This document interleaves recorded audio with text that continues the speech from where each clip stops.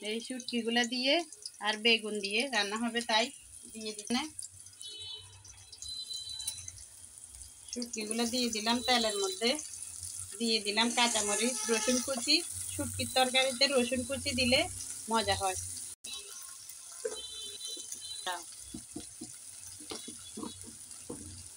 হলুদ গুঁড়ো, লবণ,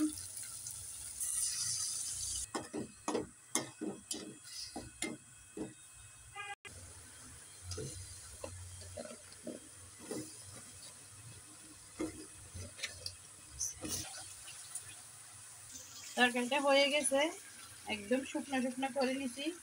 একটুখানি পানি দিছিলাম আর কিছুদিন। আর এখানে কতগুলো আলু দিয়ে একটু মুরগির মাংস রান্না করব, কারণ এই এই একটু করে ভাত নিয়ে যাব।